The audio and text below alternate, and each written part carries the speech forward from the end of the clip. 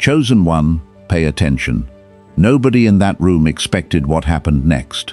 Not the ones who spent months tearing your name apart behind closed doors. Not the ones who smiled at you Tuesday and mocked you Wednesday.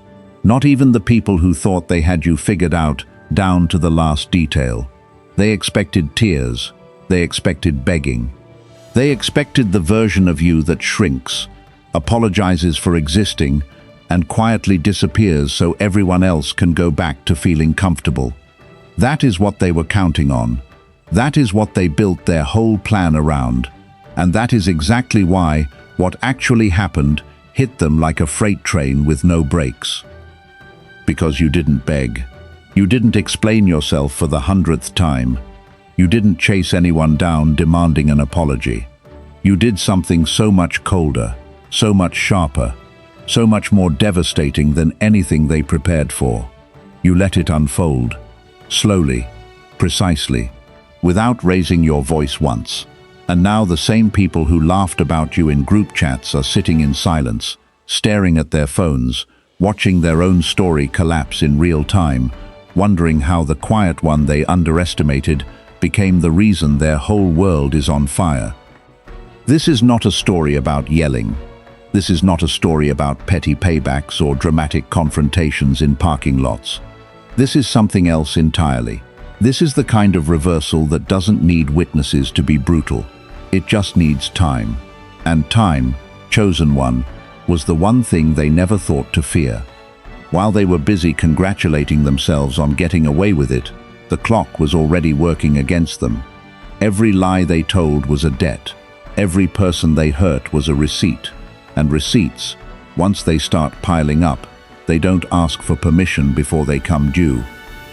People keep asking how someone this quiet, this composed, this seemingly unbothered, could end up being the reason an entire circle of people fell apart. They're asking the wrong question. The right question isn't how you did it. It's why they ever believed you couldn't. They mistook your patience for passivity. They mistook your peace for permission. And somewhere in that miscalculation, they built an entire version of you that never actually existed. One that would keep absorbing whatever they threw, forever, without consequence. That version was always fiction. What's happening now is just reality catching up to the fiction they preferred. Before we go further, if this is already hitting somewhere real, hit that like button and subscribe. Not for me, for the mission.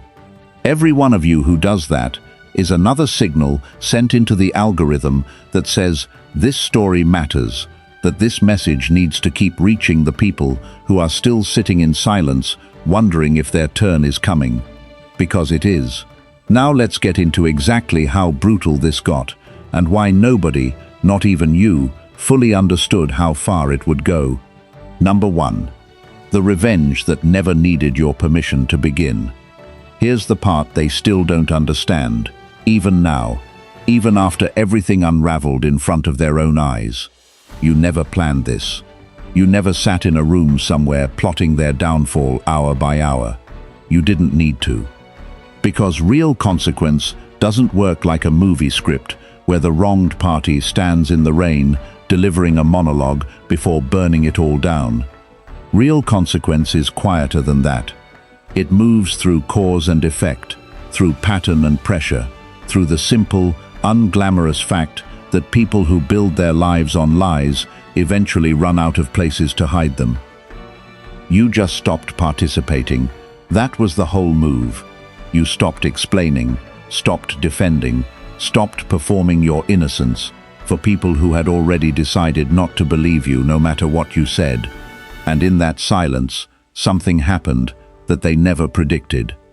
Without you in the room to blame, without you available to absorb the tension, all of it had nowhere to go except back onto them. Imagine a pressure valve that's been venting onto one person for years, and then one day that person simply steps aside. The pressure doesn't disappear, it just finds a new target, and this time, that target is them. They mistook your absence for defeat. They told each other you'd gone quiet because you had nothing left, no fight, no comeback, no leg to stand on. What they didn't realize is that silence, when it comes from someone who has stopped needing their approval, is not surrender. It's a closed door.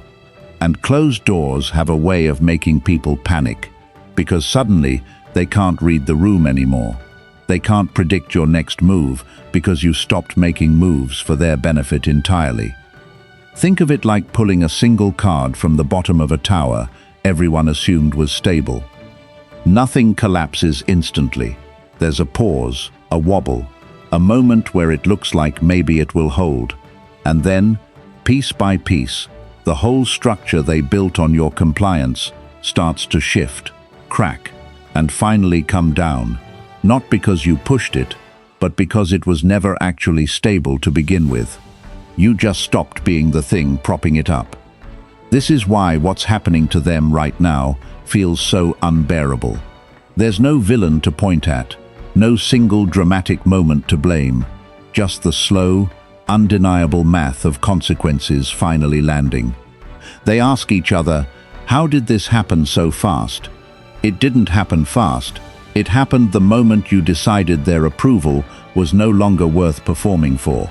Everything since then has just been physics, and physics doesn't care how sorry they are now.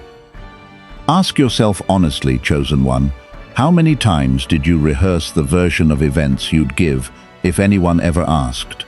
How many nights did you lie awake building the perfect explanation, just in case?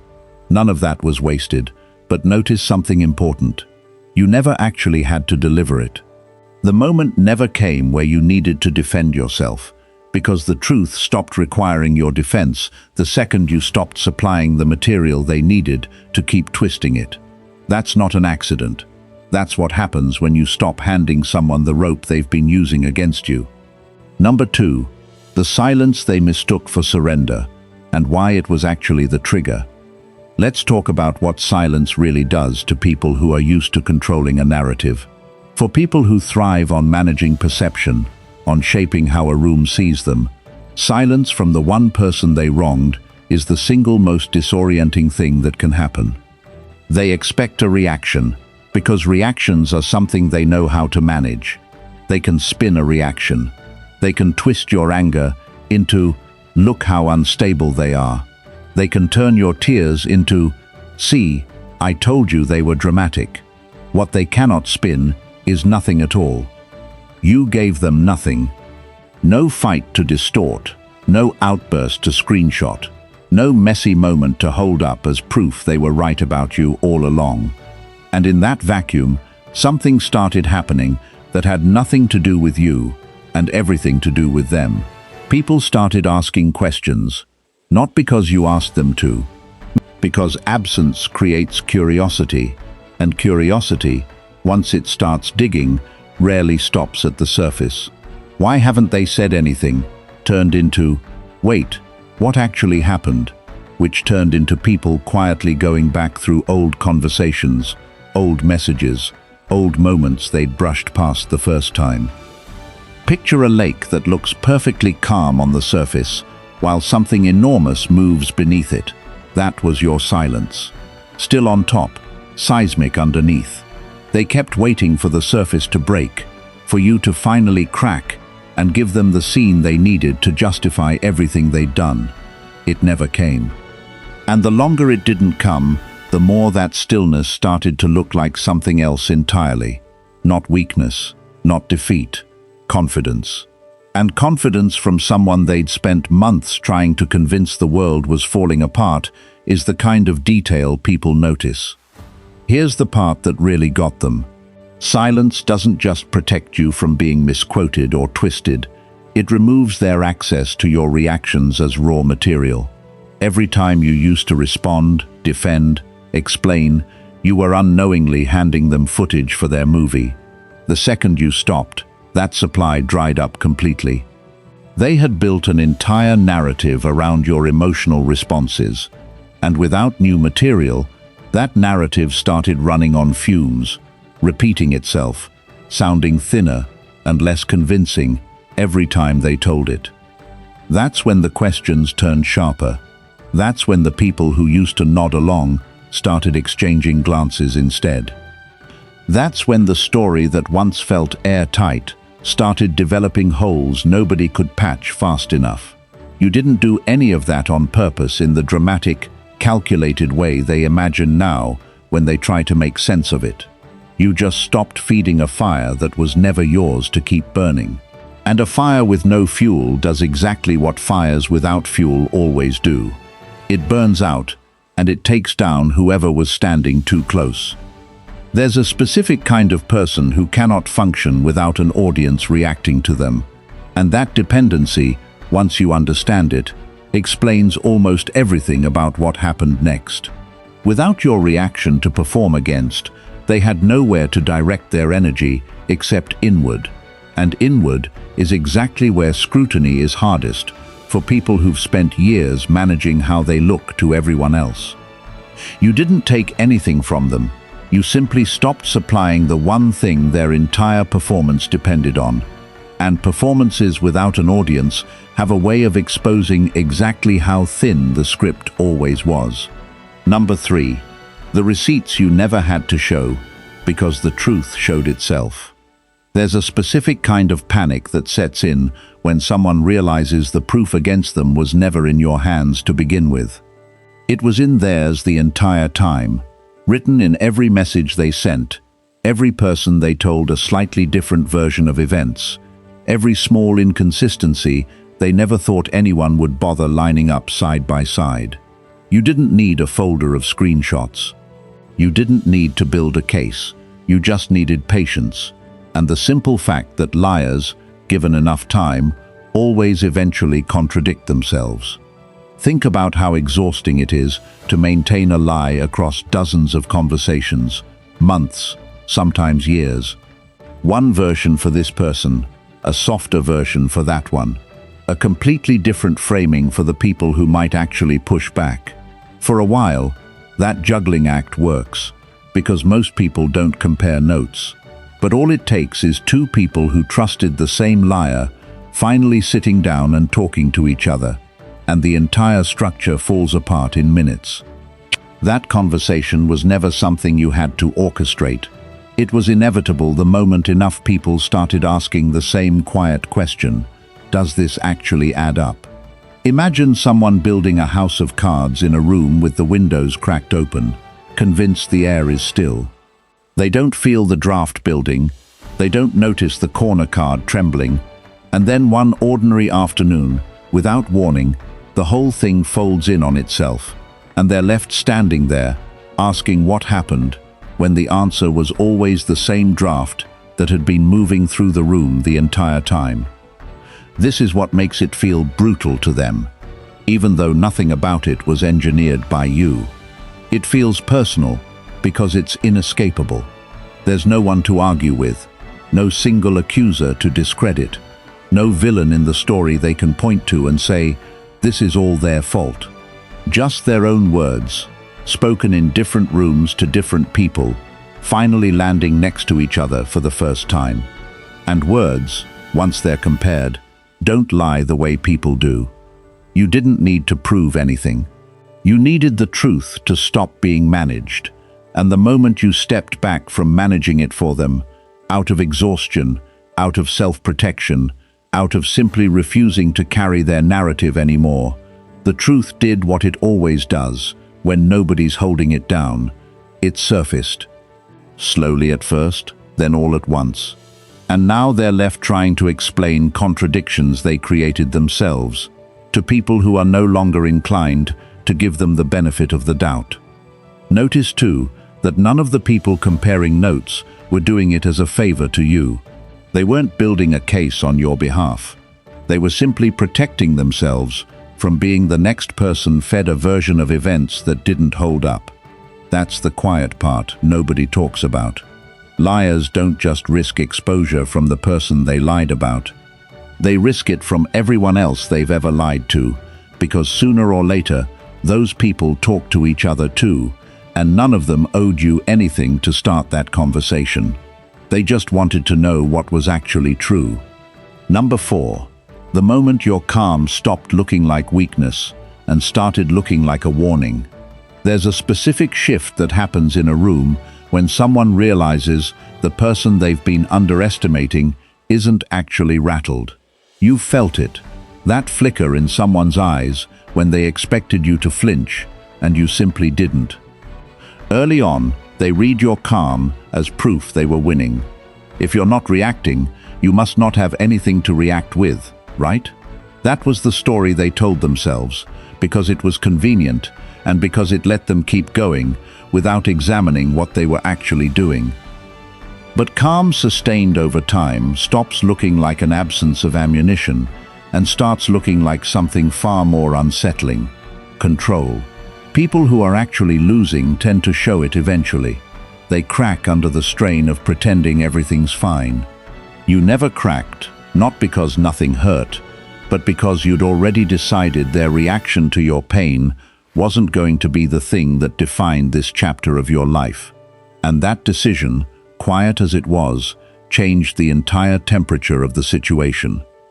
Picture two people playing a game where one keeps making aggressive, showy moves, certain that volume equals dominance, while the other simply keeps making small, correct moves without any fanfare at all. For a while, the loud player feels like they're winning because they're the only one making noise.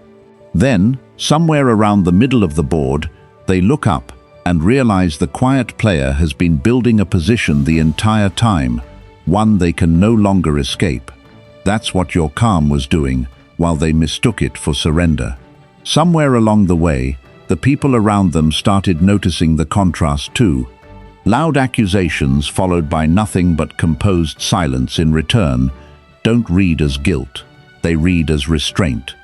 And restraint, held long enough in the face of provocation, starts to look like someone who knows exactly what they're doing and simply isn't in a hurry. That contrast alone did more damage to their credibility than any argument you could have made out loud. This is the part that unsettles them most now, if you ask the people who know them well. It's not that you eventually said something devastating, it's that you never needed to raise your voice at all. The stillness itself became the warning, because anyone paying close attention understood exactly what it meant. This is a person who is no longer negotiating for your understanding, and no longer performing distress for your comfort. That kind of calm doesn't ask to be taken seriously. It simply is, whether they're ready for it or not. You might wonder why that unsettles people more than anger ever could. Anger gives them something to respond to, a reason to call you unreasonable, a moment to point at and say, "See, this is who they really are." Calm gives them nothing to work with. There's no outburst to circulate, no meltdown to screenshot, no moment of weakness to hold up as proof they were right all along. All they're left with is the uncomfortable question of why someone they hurt this badly isn't behaving the way they expected. And that question, once it takes root, is far harder to shake than any accusation you could have thrown at them directly. Number 5. Every apology that came too late to change anything.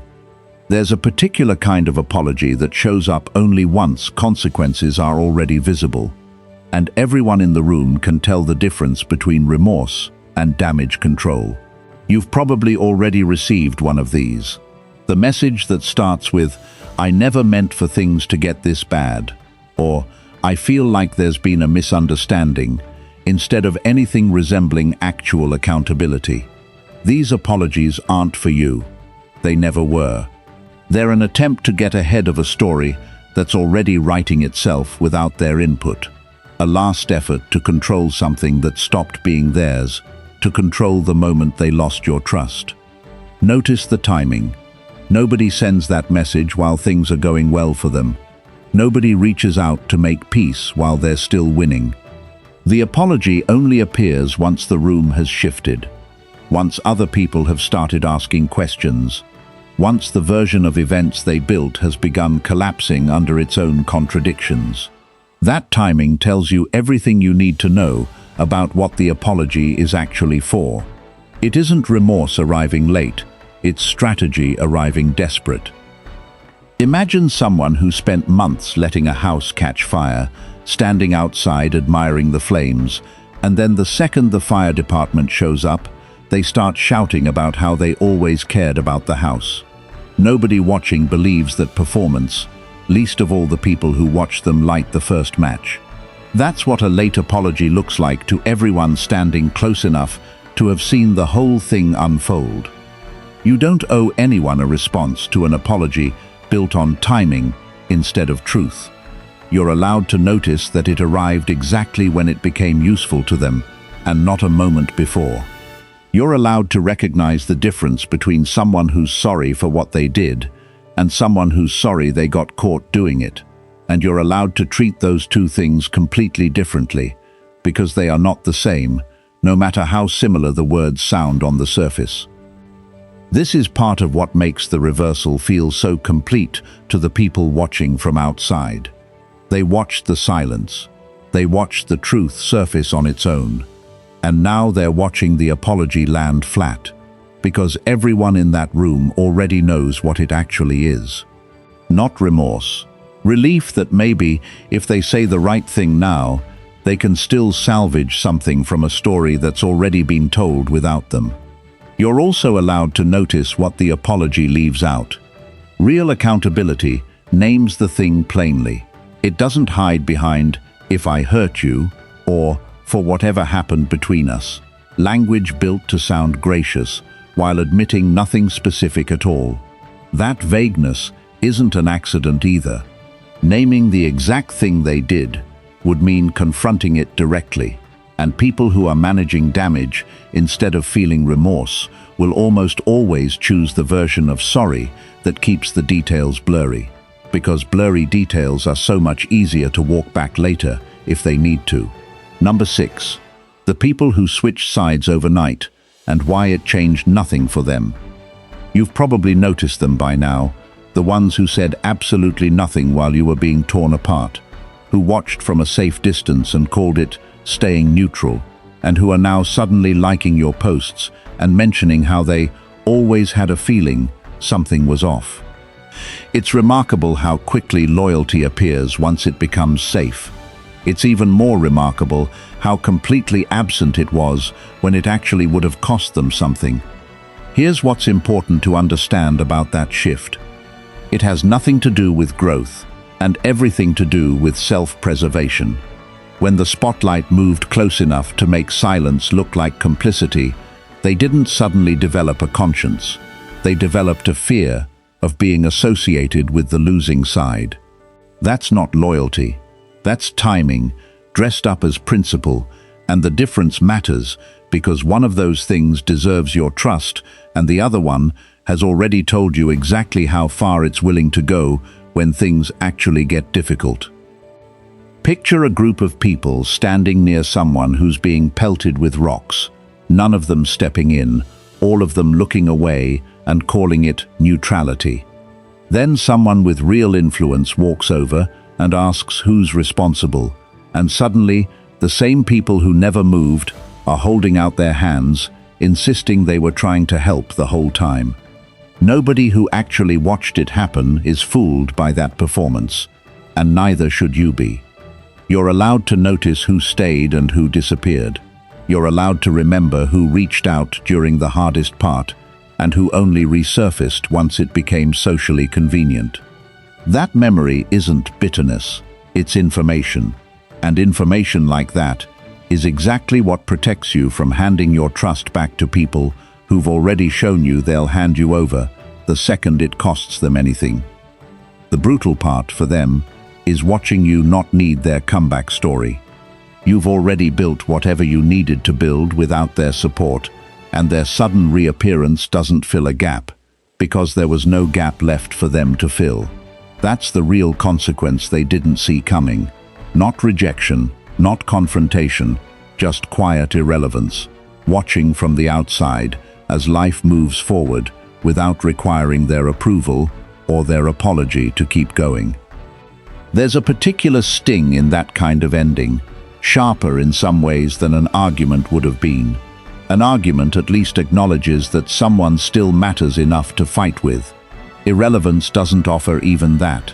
It just moves forward, indifferent, uninterested in relitigating a chapter that's already closed. That's the part they weren't prepared for. They imagined you either forgiving them or hating them, some strong emotional reaction they could still respond to. What they got instead was something far quieter and far more final, you simply moving on, with or without their return. Number 7. The room that used to laugh, and why it goes quiet the second your name comes up now. Think back to the version of this story where your name was something people felt safe joking about, where mentioning you got an easy laugh, an eye roll, a knowing look shared between people who thought they understood exactly who you were.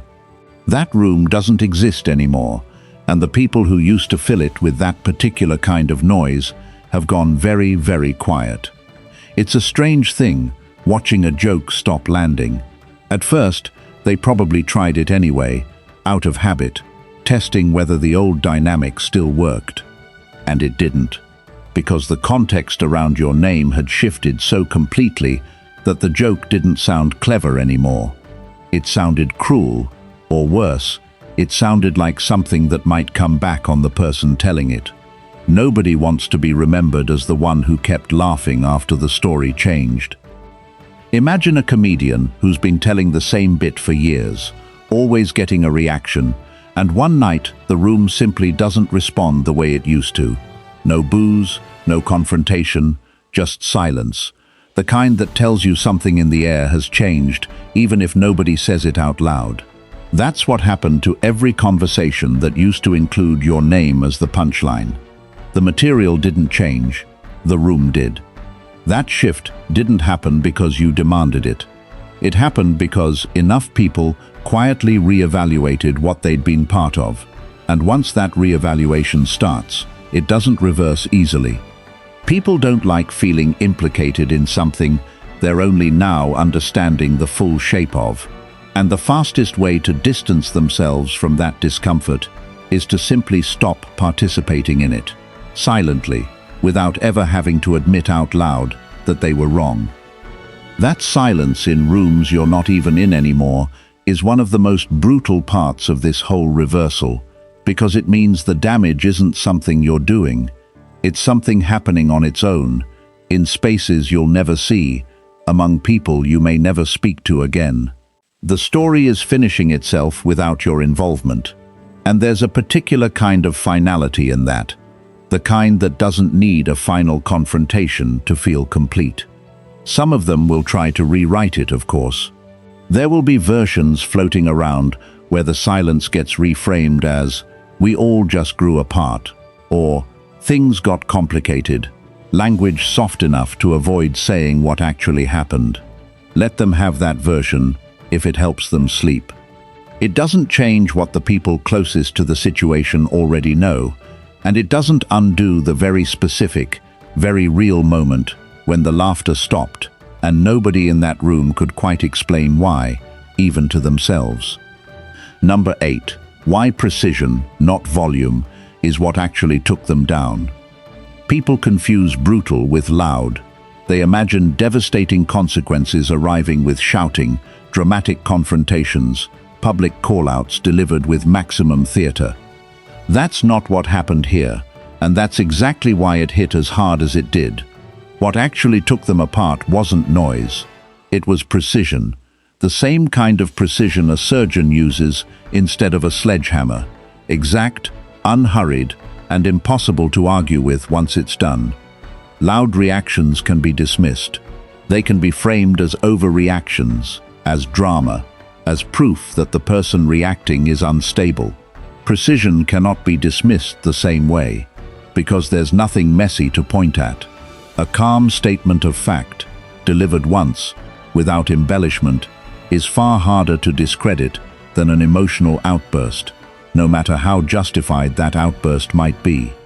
You understood that, maybe not consciously, maybe just instinctively, and it's the reason nothing about how this unfolded gave them anything to twist. Picture two ways of cutting down a tree. One person swings wildly, missing half the time, exhausting themselves, making a huge mess that takes weeks to clean up. The other studies exactly where to cut, makes a handful of precise strokes, and steps back as the whole thing comes down cleanly, in one motion, exactly where it was aimed. The second method doesn't look as dramatic in the moment. It's far more effective, and it leaves nothing behind for anyone to salvage.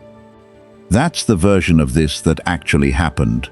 No dramatic scene, no viral meltdown, just quiet, accurate truth, delivered without excess, allowed to do the only thing truth ever needs to do once it's finally free to move, land exactly where it belongs.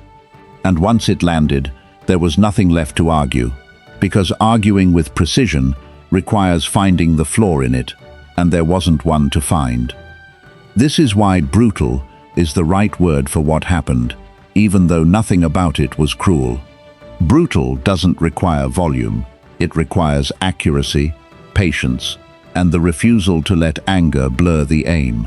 You gave it exactly that, whether you meant to frame it that way or not, and the result speaks for itself in every conversation happening about this without you in the room. This is also why nobody can accuse you of overreacting. Overreaction requires excess, more force than the situation called for, something people can point to and say you took it too far. Precision doesn't leave room for that accusation, because every piece of it was already true before you ever addressed it. You didn't add anything. You didn't exaggerate anything. You simply stopped softening the truth for their comfort. And truth, delivered exactly as it is, has never once needed your help to feel like too much for the people who created it. Number 9. The empire built on your silence, collapsing in real time. For a long time, their entire position depended on one specific thing: your continued silence. As long as you stayed quiet, absorbed it, kept your head down, they could keep building whatever version of events served them best, brick by brick, on a foundation that only worked because you weren't correcting it. That's not an accident. That's how every narrative built on someone else's compliance works. It requires the wronged person to keep cooperating, even unintentionally, by never challenging the frame. The moment that cooperation ended, the entire structure lost its foundation, and nobody builds something that's sturdy, expecting the ground underneath it to disappear.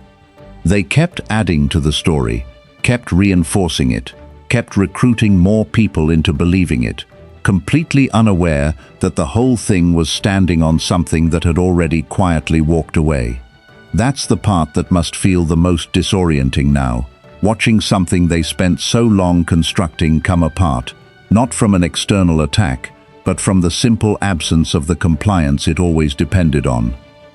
Picture a bridge that was never actually resting on solid ground, just on the assumption that nobody would ever look underneath it.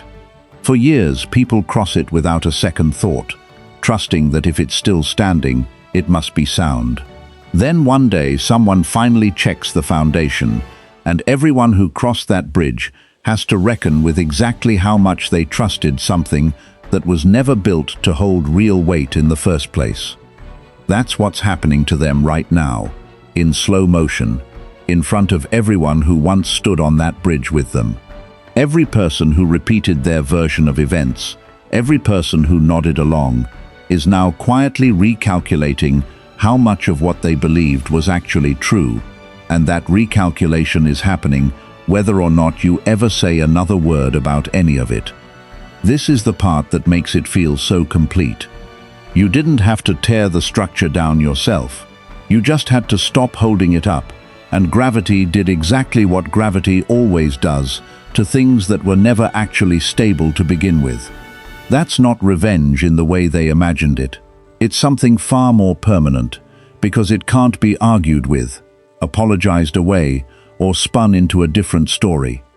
It simply is what it always was, finally visible to everyone at once. What's almost funny, if any of this can be called funny, is how much energy they spent maintaining that bridge instead of just building something honest in the first place. Honest things don't need constant reinforcement. They don't require careful management of who talks to whom or which version gets told to which audience. Only lies need that kind of upkeep, and the sheer exhaustion of that upkeep is probably part of why the whole thing finally gave out. It's hard to hold a structure together forever when the structure was never sound to begin with. Number 10. Why they can't fight back. Because there's nothing left standing to defend. Here's the part that's genuinely brutal for them to sit with. In most conflicts, there's something to fight for, some position to defend, some counter-narrative to push. What happens when there's nothing left? When the story has already been told, already been compared against itself, already collapsed under its own contradictions before they even realized the fight had started? You can't defend a position that's already gone. You can only stand in the wreckage, trying to figure out what's salvageable, and increasingly, the answer is not much. This is different from losing an argument. Losing an argument means there was still an argument to have. What they're experiencing is closer to watching the ground disappear beneath a position they thought was unshakable, with no clear moment to point to and say, this is where it went wrong, because it went wrong gradually, in 100 small places, none of which they can undo now that they've all connected. Imagine trying to patch a boat that's taking on water from so many different places at once that there aren't enough hands to cover every leak. You could plug one, but 3 more open while you're doing it. Eventually you stop trying to save the boat and start trying to figure out how to survive the sinking. That's the position they're in now, except the water isn't coming from an outside attack. It's coming from every inconsistency they created themselves, resurfacing all at once. This is why apologies started arriving, why sudden loyalty started appearing from people who'd been silent for months, why the whole tone around the situation shifted from confident to defensive to something closer to damage control. None of that is fighting back in any meaningful sense.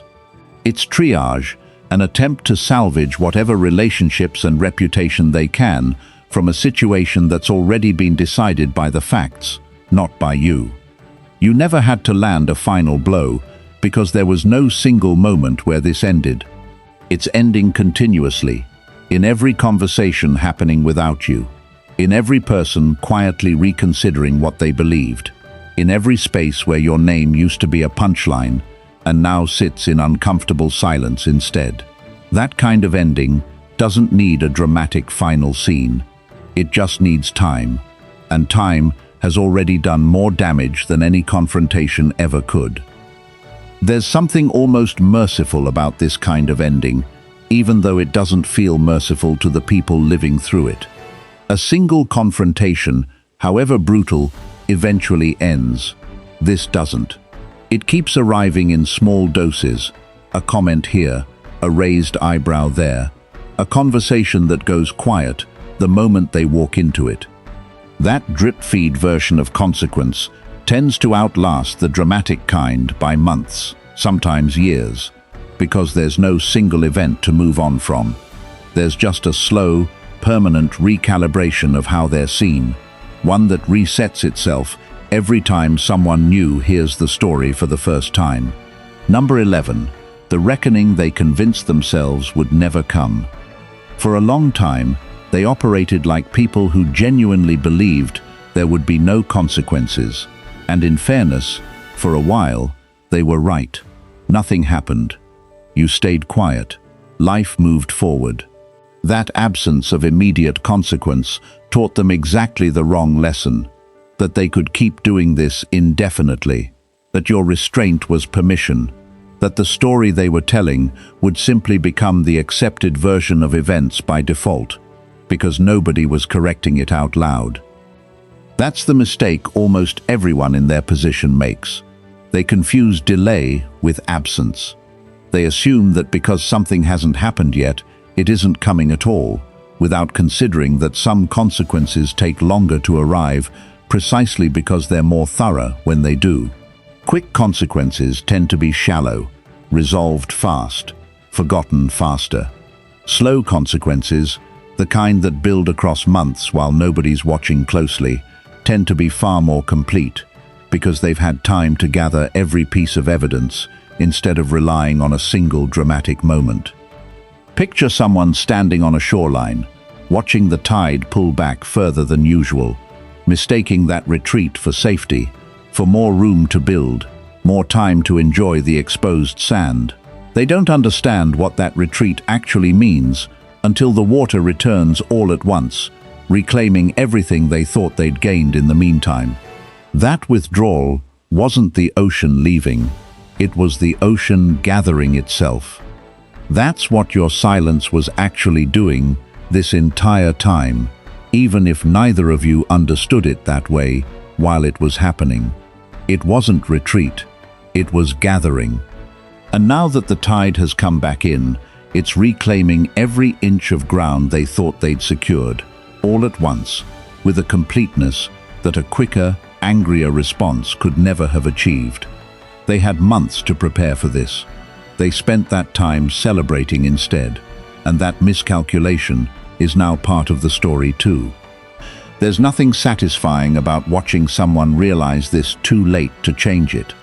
It's not triumphant so much as it is simply final, the natural conclusion of a pattern they built and refused to examine while they still had the chance. You didn't create this reckoning. You just stopped protecting them from it, and the moment you did, it arrived exactly the way these things always do, later than they expected, and far more completely. It's worth sitting with how much of your own energy went into that protection without you even realizing it at the time. Every time you softened the truth, gave them the benefit of the doubt in front of others, let a comment slide instead of correcting it, you were unknowingly buying them more time. That wasn't weakness on your part. It was decency, extended to people who never extended it back. The reckoning didn't arrive because you became cruel. It arrived because decency eventually runs out of reasons to keep covering for people who never once covered for you. Number 12. The version of you they still don't understand, even now. Even watching all of this unfold, there's a specific thing about you that they still haven't figured out, and it's the thing that makes this feel so unresolved for them, even as everything falls apart. They keep looking for the moment you decided to do this to them, the strategy session, the plan, the calculated decision to bring them down. It doesn't exist, because that was never what this was. You didn't orchestrate a downfall. You simply stopped absorbing the cost of protecting people who never protected you. That distinction matters more than they realize, because it means there's no plan to counter, no strategy to expose, no manipulation to call out, because none of that ever happened. What happened is far simpler and far harder for them to accept. The truth was always going to surface eventually, and the only thing standing between them and that outcome was your continued willingness to carry weight that was never yours to carry. Once you stopped, nature took its course. Think about water finding its level. Nobody accuses water of scheming when it flows downhill. It's simply doing what water does once nothing is holding it back anymore. That's closer to what actually happened here than any story about calculated revenge. You weren't the force that broke the dam. You were the thing that stopped rebuilding it every time it cracked. And eventually, dams that nobody's maintaining do exactly what dams do when the pressure finally exceeds what they were built to hold. This is the part that will probably follow them the longest, longer than the immediate fallout, longer than the awkward silence in rooms that used to laugh at your expense. It's the unsettling realization that they were never actually up against you in any conventional sense. They were up against the truth the entire time, and you were simply the person who stopped standing in front of it on their behalf. That's a much harder thing to make peace with than being beaten by an enemy. An enemy can be blamed, resented, turned into a villain in the story they tell themselves later. The truth can't be villainized the same way, not convincingly, not for long. And that's exactly why this version of consequence, the quiet, patient, undramatic kind, ends up being the one people never fully recover from. Give it time, and you'll notice something else too. The people who really understand what happened won't need it explained to them, and the people who will never understand it wouldn't believe the explanation anyway. You don't need to convince either group. The ones who matter already see it clearly, and the ones who don't were never going to be fair to you, no matter how much proof you handed them. That's not a loss. That's just clarity about where your energy was always better spent. Number 13. What happens now that the story belongs to you? Here's where this actually lands, chosen one. Not in some dramatic final showdown, not in a moment where they finally say everything you once wanted to hear. It lands in something quieter and, honestly, more valuable than any apology could ever be. The story stopped being theirs to control. For a long time, they got to decide what version of events people believed, what version of you people saw, what narrative filled the space where the truth should have been. That control is gone now, and it isn't coming back, no matter how many new versions of the story they try to build. You don't have to manage what happens next. You don't have to correct every remaining rumor, or respond to every late apology, or explain yourself to people who are only now catching up to something you understood a long time ago. The work that needed to happen already happened, mostly without your direct involvement, in conversations you weren't part of, among people slowly putting pieces together on their own. That's not something you need to finish. It's already finishing itself. Picture a garden that was neglected and overrun for a long time, until one day, someone simply stops fighting the weeds and lets the actual roots underneath do what they were always capable of doing, once given room to grow. That's closer to what's happening now than any image of destruction. This isn't rubble, it's clearing space, and clearing space is always the first part of something new being able to grow. Whether or not the people who trampled that garden ever understand what they lost in the process. What comes next for them isn't really your concern anymore, and that's exactly the point. Their reckoning is theirs to sit with, their relationships to rebuild or not rebuild, their reputation to salvage or fail to salvage. None of that requires anything further from you. You've already done the only thing that was ever actually yours to do, which was stop carrying weight that belonged to someone else, and let the rest happen on its own timeline instead of yours. This is what people mean when they talk about consequences that don't need revenge to feel complete. Nothing about this required you to become someone else, to get loud, to get cruel, to become the villain in someone else's story just to prove a point. You stayed exactly who you were, and that, more than anything you could have said or done, is what turned out to be unbearable for the people who were counting on you to become smaller instead. That's worth repeating, because it's easy to miss in the middle of everything that's happened. They didn't just lose an argument or a friendship or a reputation. They lost the ability to shrink you, and that was always the actual goal underneath everything else they did. Every rumor, every cold shoulder, every quiet exclusion was an attempt to make you smaller, easier to manage, easier to dismiss. None of it worked. And now, the story that's left standing isn't about what they did to you. It's about what they couldn't do, no matter how long they tried. Number 14. This isn't the end. It's just the part where you stop watching the door. There's a version of this story that would end with you still checking over your shoulder, still bracing for the next attack, still treating peace like something temporary that could be taken away at any moment. That's not where this ends, chosen one, and it's worth saying clearly. You don't owe anyone continued vigilance for a war that's already been decided. You're allowed to actually exhale now. You're allowed to stop rehearsing your defense for conversations that are never going to happen, because there's nothing left for anyone to argue with you about. What happened here wasn't just consequence landing on the people who earned it.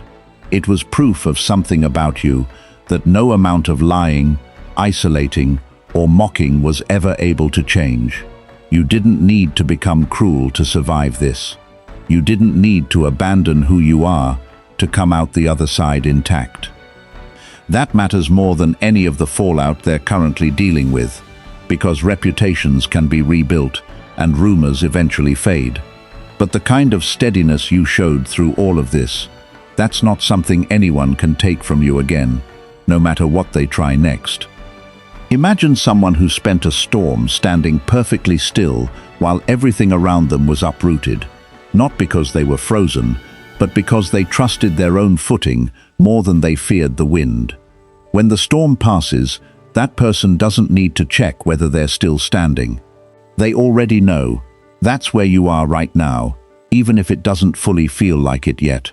The wind has moved on to somewhere else, and you're still exactly where you were, just with a much clearer view of who actually stayed and who was only ever waiting for a convenient exit. And maybe that's the actual definition of brutal that fits this story best. Not cruelty, not spectacle, just the simple, undeniable fact that you outlasted every single thing they threw at you without becoming any of the things they needed you to become in order to feel justified. They needed you bitter, and you weren't. They needed you desperate, and you weren't. They needed you to prove them right, and instead, you proved them wrong in the most complete way possible, by simply continuing to exist, unshaken, exactly as yourself, long after they assumed you'd have nothing left. This is your closing chapter with them, whether or not they ever fully understand what happened or why. You don't need their understanding. You don't need their apology to arrive in the shape you once imagined it would. What you needed was for the truth to stop depending on your silence to survive, and that already happened. Everything since then has just been the world catching up to something you knew a long time before anyone else was willing to admit it. Somewhere down the line, someone new will ask you about it, and you won't need to perform outrage or relive every detail to make them understand. You'll say what happened, plainly, without decoration, and they'll believe you, because the story no longer needs your emotion to hold it up. It holds itself up now. That's the real difference between where you started this and where you're standing at the end of it. You went from needing to be believed to simply being correct. And correct doesn't need convincing. It just needs time to be recognized, and time already did its part. If this message found you exactly when you needed it, drop 77 in the comments, so the next person scrolling past knows this story is real, and knows their own version of this reckoning is already further along than they think. Like this video, subscribe if you're not already part of this family, and share it with someone who's still waiting for their turn to stop watching the door. Thank you for being here. We'll see you in the next one. Take care, and goodbye.